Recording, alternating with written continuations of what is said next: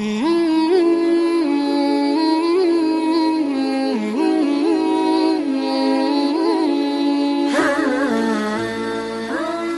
اللہ الرحمن الرحیم۔ یوم عاشورہ یعنی 10 محرم بڑا ہی عظمت والا دن ہے۔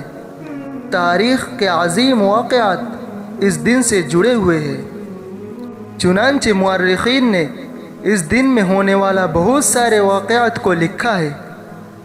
نمبر 1 کہ یوم عاشورہ یعنی 10 محرم میں ہی آسمان و زمین، قلم اور حضرت آدم علیہ السلام کو پیدا کیا گیا۔ نمبر 2 اسی دن حضرت آدم علیہ السلام کی توبہ قبول ہوئی۔ نمبر 3 اسی دن حضرت ادریس علیہ السلام کو آسمان پر اٹھایا گیا۔ نمبر 4 اسی دن حضرت نوح علیہ السلام کی کشتی ہولناک سیلاب سے محفوظ ہو کر جودی پہاڑ پر لنگر انداز ہوئی۔ نمبر 5 اسی دن حضرت ابراہیم علیہ السلام کو خلیل اللہ بنایا گیا اور ان پر نار نمرود غلغزار ہوئی۔ نمبر 6 اسی دن یعنی 10 محرم کے دن حضرت اسماعیل علیہ السلام کی پیدائش ہوئی۔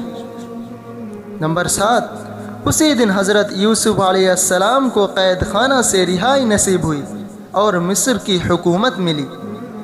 نمبر 8 اسی دن حضرت یوسف علیہ السلام کی حضرت یعقوب علیہ السلام سے ایک طویل عرصہ کے بعد ملاقات ہوئی۔ نمبر 9 اسی دن حضرت موسیٰ علیہ السلام اور ان کی قوم بنی اسرائیل کو فرعون کے ظلم سے نجات حاصل ہوئی۔ نمبر 10 اسی دن حضرت موسیٰ علیہ السلام پر تورات نازل ہوئی۔ نمبر 11 اسی دن حضرت سلیمان علیہ السلام کو بادشاہت واپس ملی۔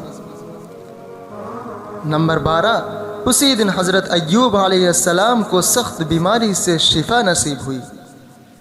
نمبر 13 اسی دن یعنی 10 محرم کے دن حضرت یونس علیہ السلام 40 روز مچھلی کے پیٹ میں رہنے کے بعد نکالے گئے۔ نمبر 14 اسی دن حضرت یونس علیہ السلام کی قوم کی توبہ قبول ہوئی اور ان کے اوپر سے عذاب ہٹا لیا گیا۔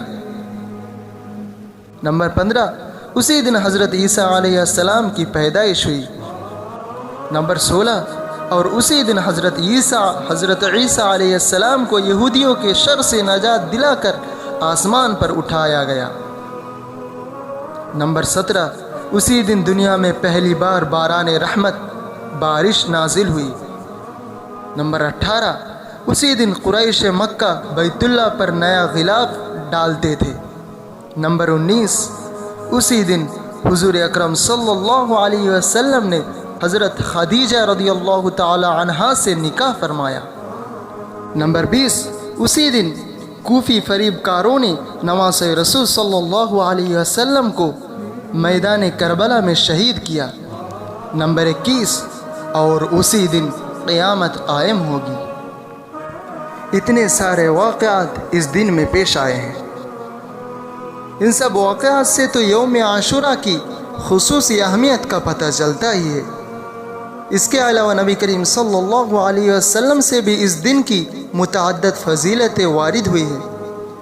چنانچہ حضرت عبداللہ ابن عباس رضی اللہ تعالیٰ عنہ فرماتے ہیں کہ میں نے نبی کریم صلی اللہ علیہ وسلم کو کسی فضیلت والے دن کے روزہ کا اہتمام بہت زیادہ کرتے نہیں دیکھا سوائے اس دن یعنی یوم عاشورہ اور سوائے اس ماہ یعنی ماہ رمضان المبارک کے۔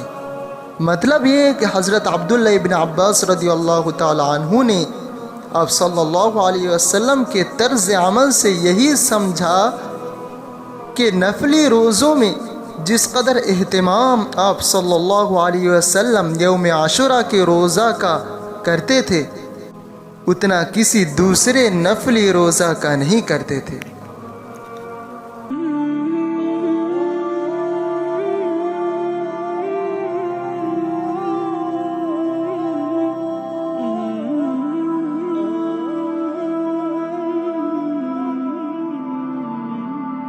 آ